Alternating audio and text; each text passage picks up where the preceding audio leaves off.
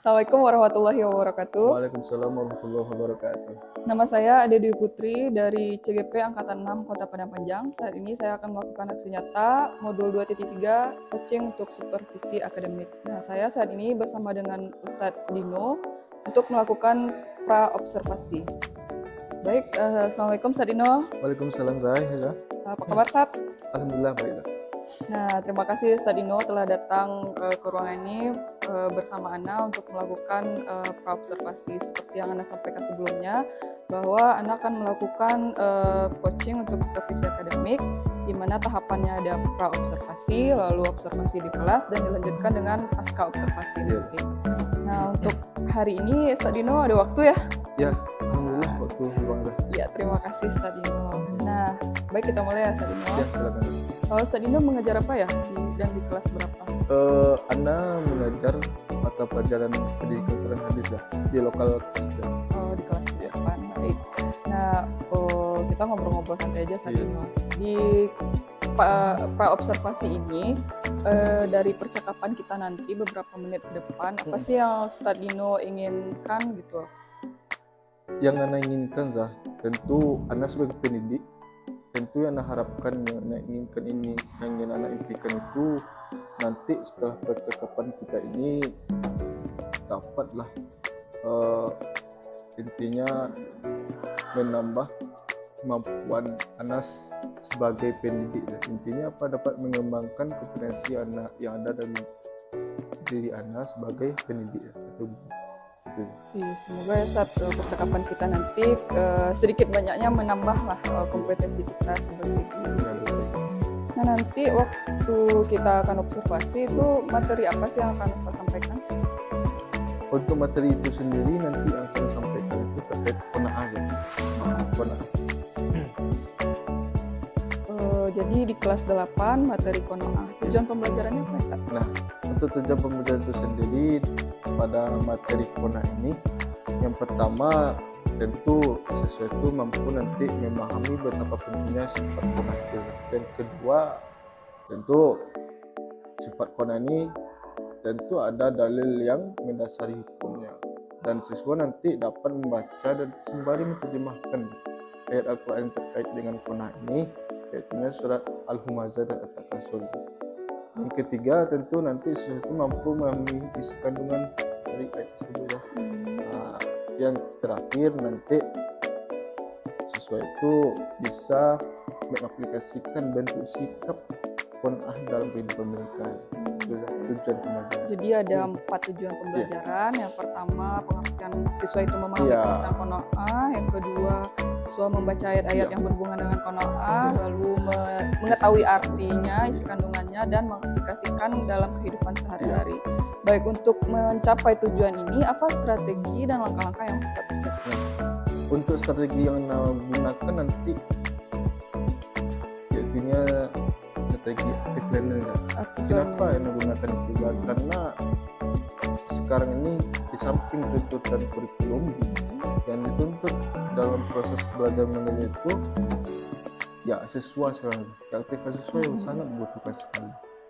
Nah, di samping juga guru hanya sebagai ibaratnya sebagai di samping mengawasi juga sebagai fasilitator gitu.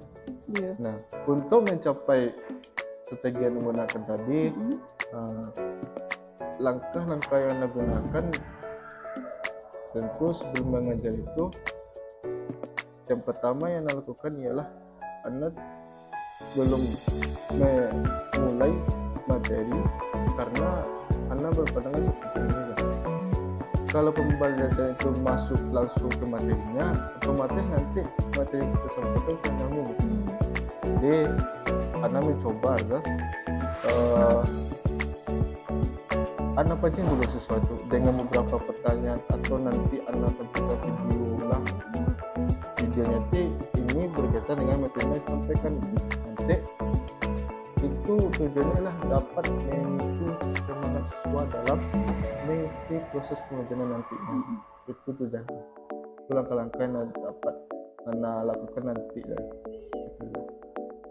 Jadi di awal nanti Ustadz memberikan semacam pertanyaan tematika atau Oh, berupa video kah iya, gitu ya untuk memancing pengetahuan awal siswa lah iya, jatuhnya ya, sehingga siswa bersemangat untuk melaksanakan proses iya, pembelajaran. Nah benar sekali Ustadz, kalau di sekarang ini siswa memang lebih dituntut aktif iya, ketimbang guru. iya, Jadi betul. ini tepat sekali Ustadz gunakan, yaitu active learning. Ya, insyaallah. Nah, kemudian kira-kira nanti ketika Ustadz di kelas, apa sih yang menjadi tantangan bagi Ustadz yang akan Ustadz hadapi di kelas kira-kira? Ya, tantangan ibaratnya ya samalah kendala ya kan. Pertama, tantangan dari Anda sebagai pendidik ya kan. Itu tantangannya itu bagaimana perasaan itu bisa mengkondisikan suasana kondisi di dalam lokal agar pembelajaran itu berjalan dengan semestinya efektif tentunya kan. Jadi itu kendalanya kan dari diri anak. Yang kedua dari peserta didiknya. Peserta didiknya itu tentu kita sama-sama memahami bahwa anak-anak ini berbagai tipe, berbagai karakter.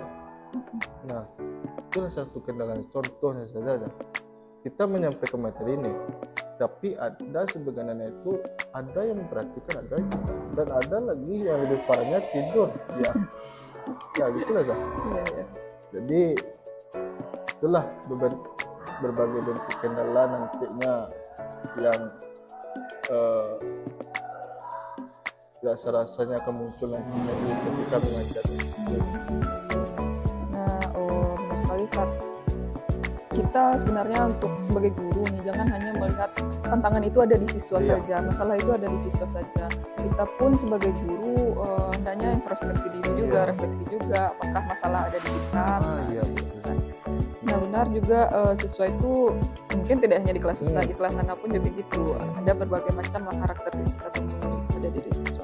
Nah untuk menghadapi tantangan dan masalah yang Ustadz sebutkan tadi, apa sih kira-kira ide, strategi atau kiat-kiat yang muncul dari Ustadz untuk menghadapi masalah tersebut?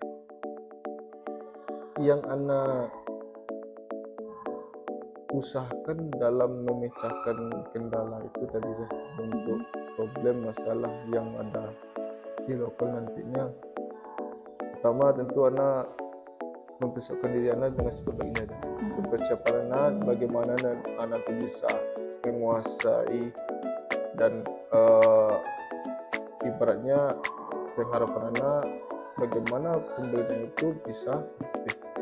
Yang kedua dari anak adalah peserta didik ini, siswa ini, solusi yang anak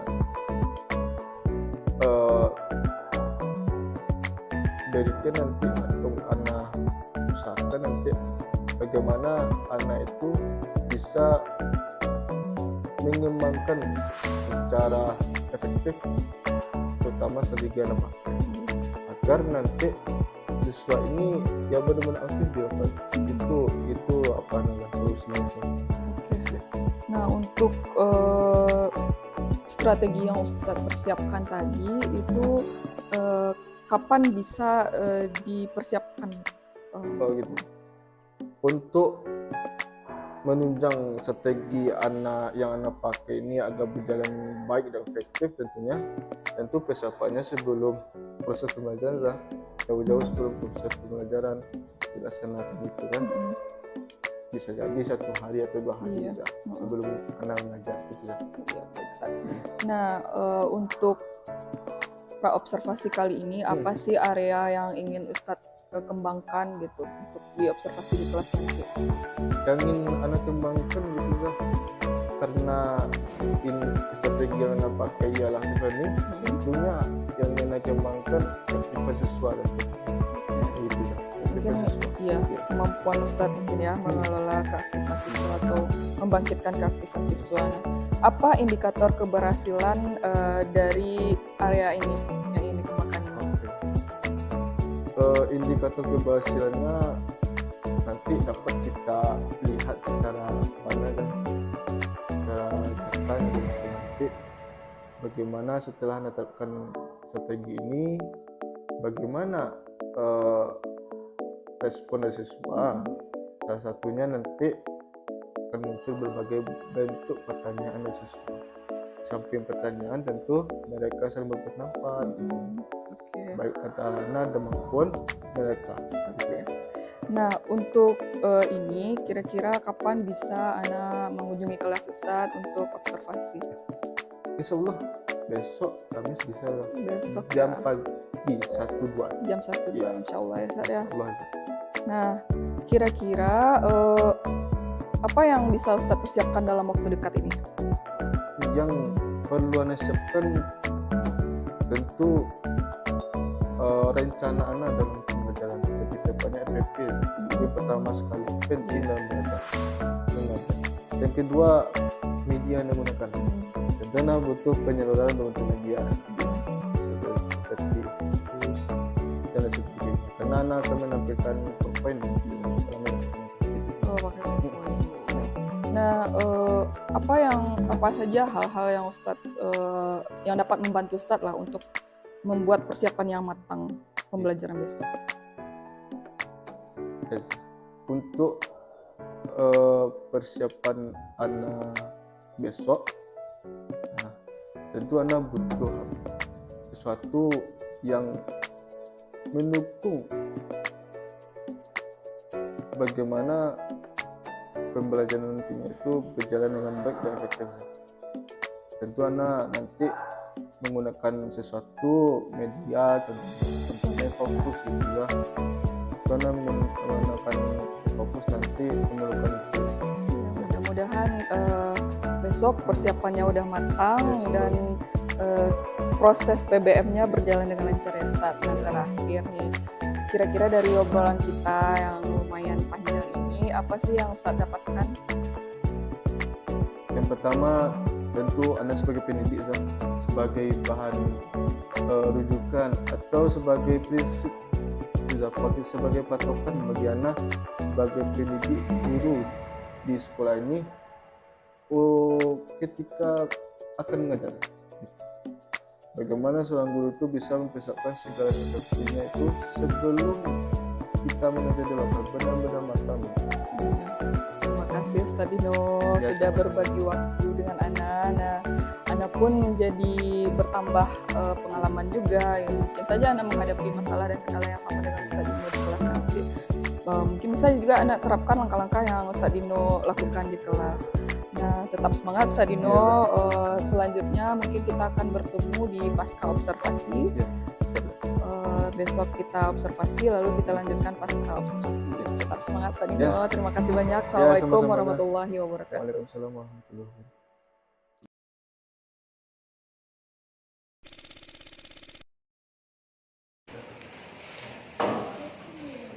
Nah, sebelum kita mulai, kita cek dari dulu.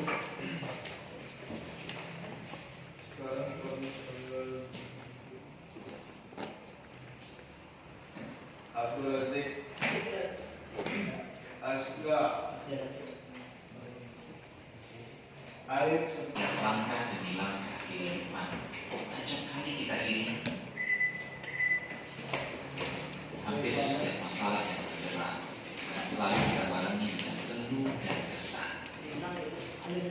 Bahkan hampir dalam setiap anugerah dan nikmat yang kita sambut bukan bersyukur, melainkan dengan dai berkerut tanda tak puas. terima kasih Lutfi. Soalan tadi, boleh silakan. Jangan menghadap nikmat Allah yang Maha Kuasa. Ada yang soal silakan. Jangan selalu memandang orang yang berada di atas kalian, tapi berkenallah orang yang selalu di bawah. Maknanya tersiratnya apa sih makna tersiratnya? Orang lebih Bersyukur. Bagus nih ya. Silakan Madi. Madi yang silakan. Yang pernah meremehkan rezeki dari Allah karena rezeki telah jatuh kepada Allah. Semua itu bilang tadi itu pada dasarnya benar ya, apa yang aku dikatakan itu. Memang betul tak segala tempat diberikan Allah. Patut tak seorang hamba yang kita bersyukur? Betul.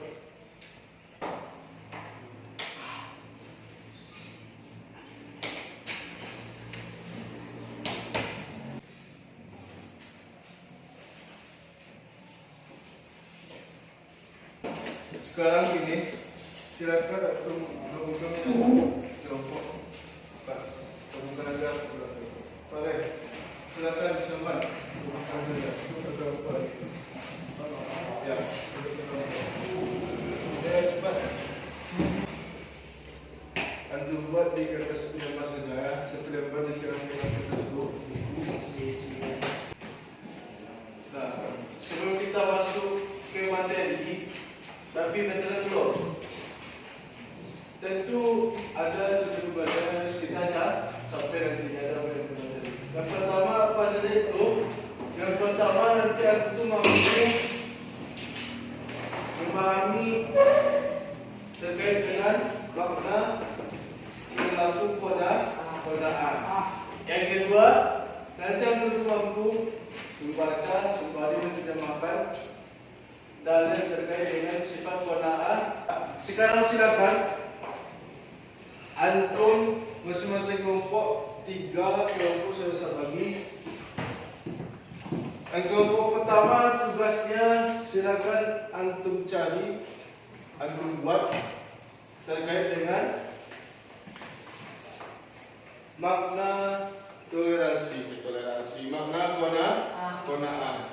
Kelompok 2 silakan antum cari terkait dengan membaca, artinya antum tulis ayatnya, antum tulis terjemahannya. Ikhlas. Dah. Kelompok 3 terakhir, kelompok 3 silakan antum buat terkait dengan kandungannya serta contoh perilaku kona'an. Sekarang silakan dimulai 15 menit. Silakan dimulai. Buat 4. Silakan buat.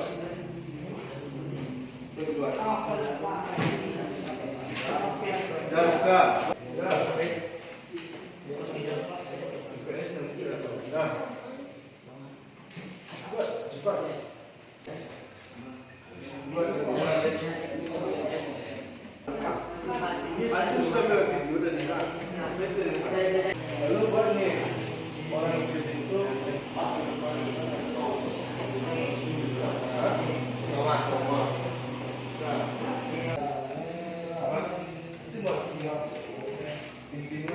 Assalamualaikum warahmatullahi wabarakatuh. Waalaikumsalam. Langsung saja. Pengertian kona'an. Mati perhatikan. Ajukan. Pengertian kona'an. Kona'an adalah sifat yang selalu menerima banyak atau sedikitnya nikmat yang diberikan Allah kepada hambanya.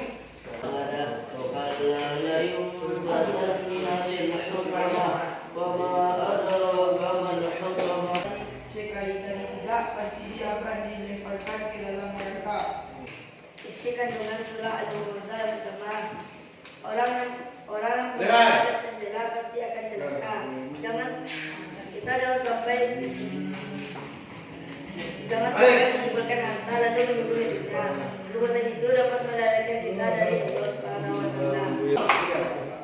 Kona itu berasal dari bahasa Arab. Kona dia qna'u. Qana'atan. Ya. Ya, artinya apa? Suka menerima yang dibagikan kepada atau sudah diatur dalam Al-Quran.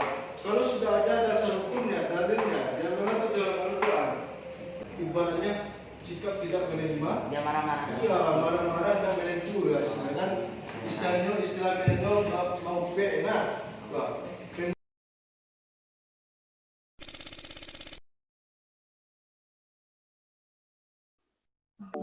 Assalamualaikum warahmatullahi wabarakatuh. Waalaikumsalam. Apa kabar Ustaz Dino? Alhamdulillah baik. Oke, kemarin kita telah melakukan observasi di kelas Ustaz Dino di mata pelajaran PKH ya Ustaz? Di Iya. kelas 8. Nah, bagaimana perasaan Ustaz setelah diobservasi ini? Pertama tentu sebagai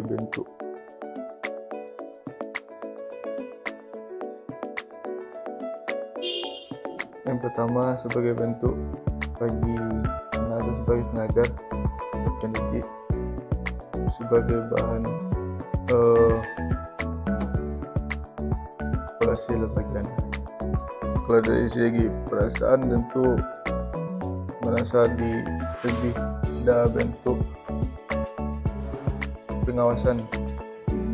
Ya, pengawasan dalam artinya apa? Dalam artian dah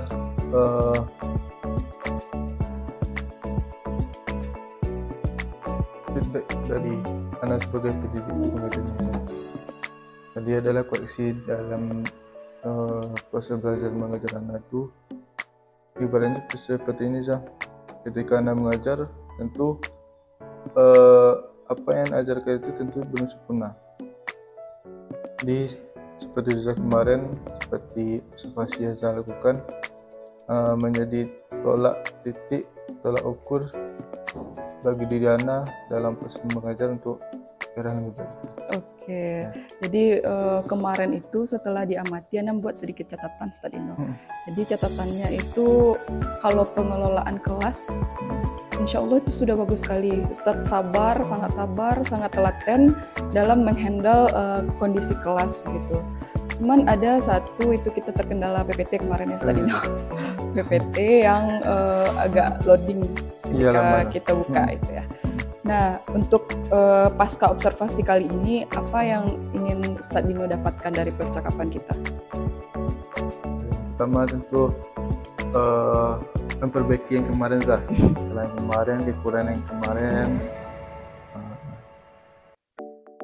segala kekurangan dalam proses belajar kemarin tentu untuk kedepannya menjadi bahan perbaikan dan pertimbangan kedepannya. Oke, jadi pembelajaran yang kemarin dilakukan di kelas itu apakah sudah sesuai dengan yang direncanakan? Yang pertama dalam hal mengajar tentu menyiapkan RPP dan mengajar Allah sudah sesuai saja. Cuman itulah kendalanya tadi kan sebutkan PPT itu medianya mungkin berat filenya nggak coding ya. Kendalanya. Jadi kalau ekspektasi Ustadz, situasi di kelas itu seperti apa kemarin? Karena kan strateginya menggunakan active learning. Ya. Di metodenya digunakan itu diskusi. Jadi yang dituntut itu memang sesuai yang aktif. Nggak cuma membukakan jalan istilahnya, bukan membukakan jalur bagaimana sesuatu aktif di lokal. Dan alhamdulillah nampak kemarin itu siswa seperti ya karena menanamkan muncul aja apa tapi aja itu satu bentuk. Oke. Jadi kalau kenyataan yang kita temui kemarin di lapangan itu seperti apa menurut Ustadz Dino? Ya, kenyataannya ketika anak mengajar kemarin itu, ketika anak mengajar dan metode strategi yang digunakan, alhamdulillah belajar dengan lancar. Tapi ada kurangnya lagi dalam hal membagi kelompok gitu Zah. Pembagian kelompok. Pembagian kelompoknya itu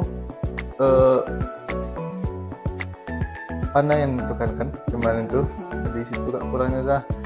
Lebih baiknya dengan cara hitung, lebih menarik lagi kan. Di situ kurangnya sih. Nah sekali banyak metode pembagian kelompok gitu ya. Bisa heterogen atau bisa homogen berdasarkan gaya belajar juga bisa. Nah jika kita rank dari 1 sampai 100 sudah berapa persen sih ketercapaian PBM yang Ustadz harapkan dengan yang sudah kejadian ini? Kalau kita nilai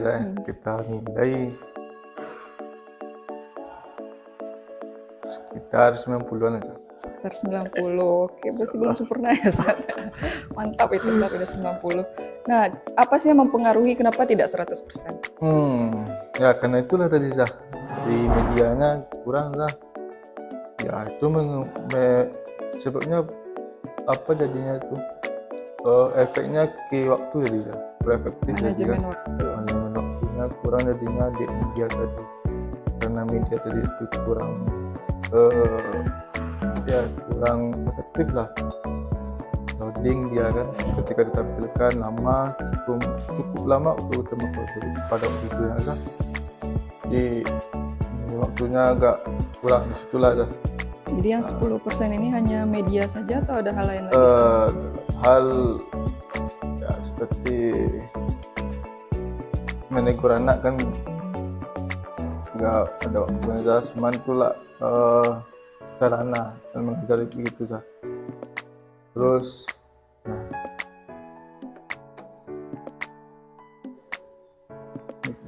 Oke, Ustaz. Jadi kalau kita ingat-ingat lagi pembelajaran kemarin, menurut Ustadz apa yang sudah baik dari pembelajaran Ustadz di kelas kemarin? kalau yang sudah baik,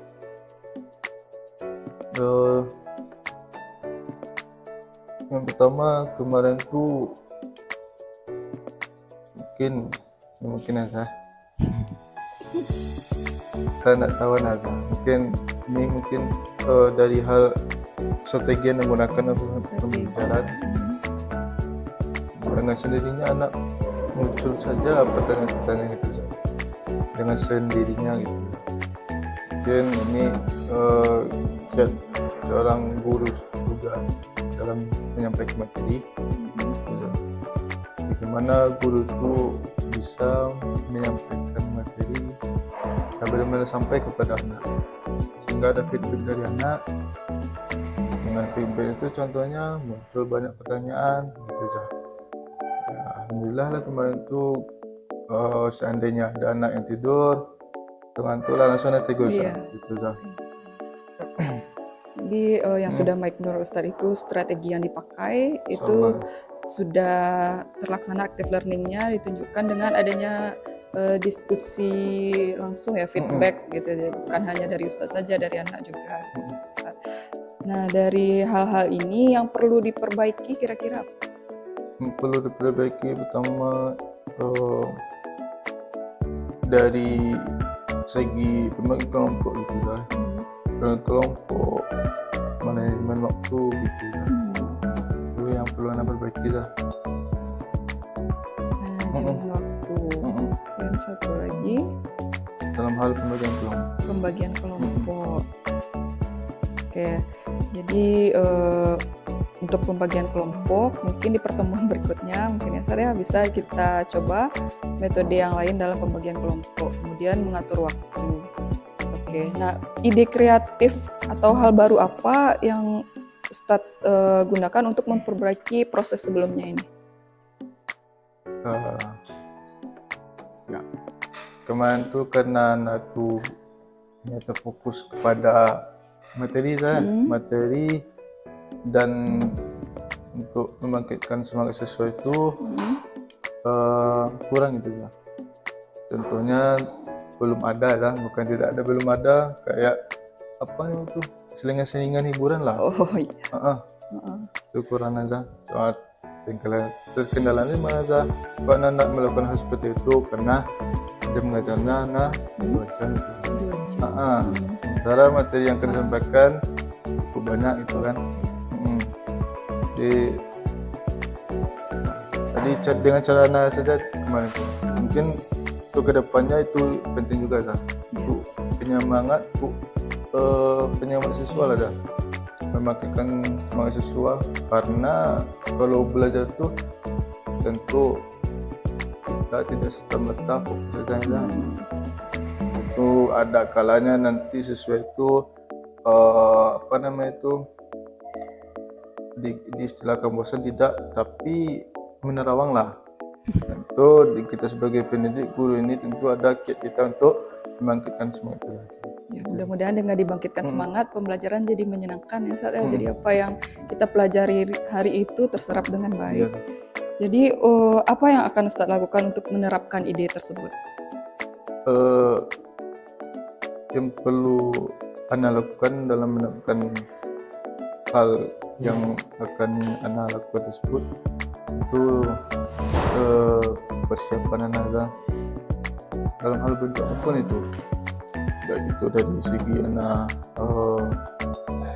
media Anda lakukan nantinya ya semuanya aja yang berkaitan proses belajar mengajar. Jadi mudah-mudahan ya bisa dirancang kembali pembelajaran yang memperbaiki proses sebelumnya. Kemudian kalau diurut rencana aksinya Ustaz akan melakukannya seperti apa? Kalau rencana aksinya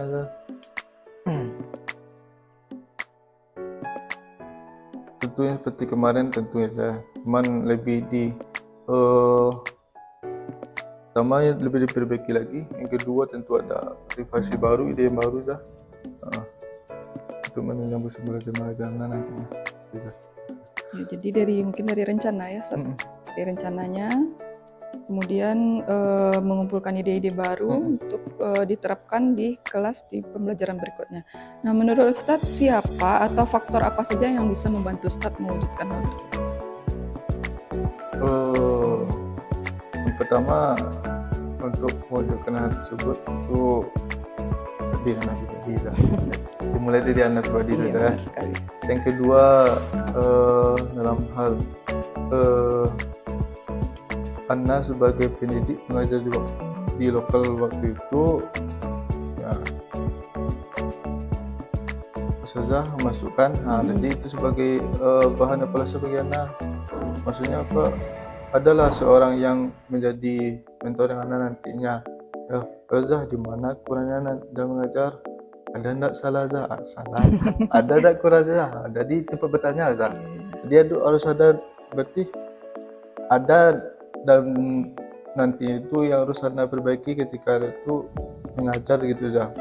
Tapi disitulah gunanya nak Zah. Kemarin tuh susah masuk, itulah gunanya untuk ibaratnya sebagai supervisi lah bagi anak gitu kan. Dia ada Ustaz sini kurang Ustaz, suruh sembunyi misalnya. Bagi itu aja. Oke, jadi Kalau enggak ada itu Zah, tentu kita nggak bisa melihat diri kita sendiri. Terus aku kurang waktu, tentu bertanya seperti sendiri kita. Tentu enggak ada pula ide baru kita dapatkan Zah. Itu aja ilmu kita kan kalau mengajar.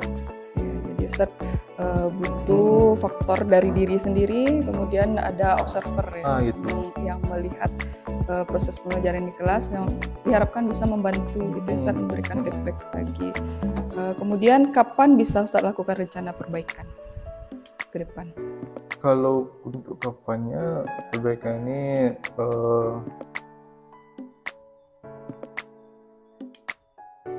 tentu misalnya lah mengajar hari Kamis nih kan, Kamis jadi untuk persiapannya itu tentu sebelumnya lebih matang lagi gitu. Sebelum kita mengajar kita harus persiapkan semuanya. 1 hari atau 2 hari lah. 1 hari atau 2 hari sebelum PBM gitu ya Ustadz.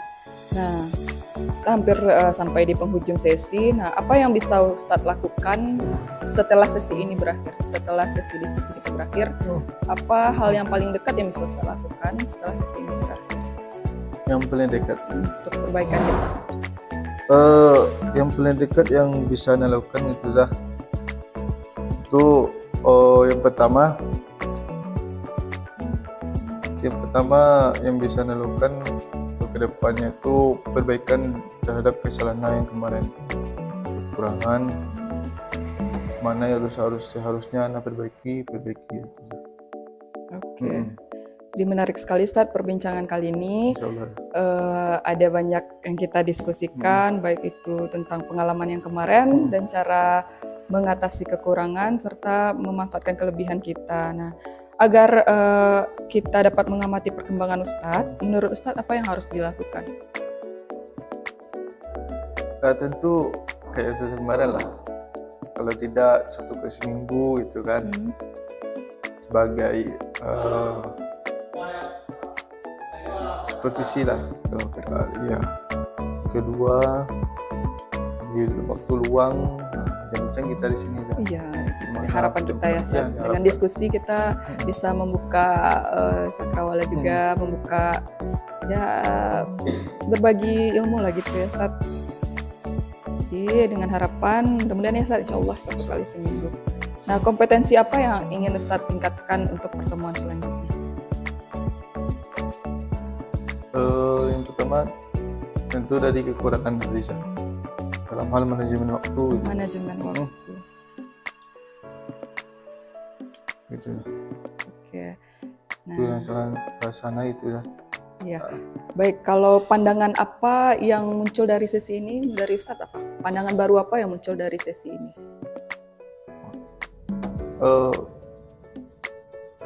Pertama, itu sebagai guru itu suatu hal yang baru bagi Anaza. Yang kedua, sebagai hal dalam hal koreksi bagi Yana sebagai pengajar. Jadi dari hal itu bisa Ana perbaiki, bisa Ana tahu kekurangan di mana gitu ya kan. Jadi saya meningkatkan kompetensi Ana sebagai pendidik yang profesional. Oke, baik Ustadz, terima kasih. Nah, terakhir sebelum kita tutup, apa harapan Ustadz Dino ke depannya? Harapan tentu terbaik ke depan itu aja. Iya. Yuk, semoga berbagi seperti ini, meluangkan waktu seperti ini, kita juga terus memperbaiki diri ya Ustadz di pertemuan selanjutnya. Nah, terima kasih Ustadz Dino telah hadir di Pasca Observasi. Mudah-mudahan kegiatan ini dapat terus kita lanjutkan untuk perbaikan kita ke depannya. Terima kasih Ustadz. Assalamualaikum warahmatullahi wabarakatuh.